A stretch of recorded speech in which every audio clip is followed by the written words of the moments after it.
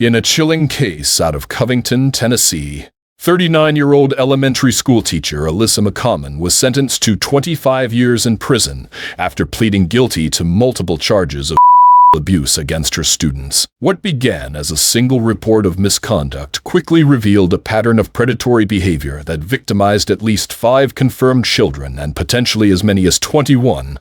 The case came to light when the mother of a 12-year-old boy reported to authorities that McCommon had assaulted her son during a sleepover at her home. Investigators discovered that McCommon had used online gaming and social media platforms like Snapchat to groom and exploit her young students. Under the guise of friendliness, she manipulated her victims into inappropriate relationships, sending explicit images and coercing them into silence. Her arrest in September 2023 was just the beginning. After posting bail, McCommon violated her release conditions by stalking and threatening one of her victims. She sent him coded messages, the same tactic she had used during her grooming, attempting to intimidate him into silence. These violations resulted in her immediate rearrest and additional charges.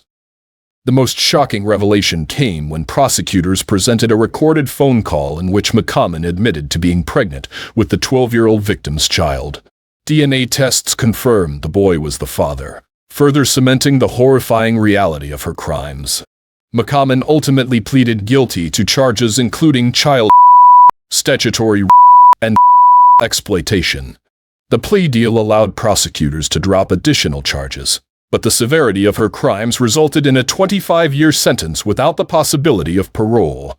Alongside her prison term, she was stripped of her teaching license, required to register as a offender, and barred from any future contact with her victims, including the child she bore. Ms. McCommon is confident to enter into these pleas, understands the consequences of entering these pleas, has entered into them freely, voluntarily, and intelligently, and there are sufficient facts to support the pleas. The court therefore accepts your plea of guilty and so finds you guilty.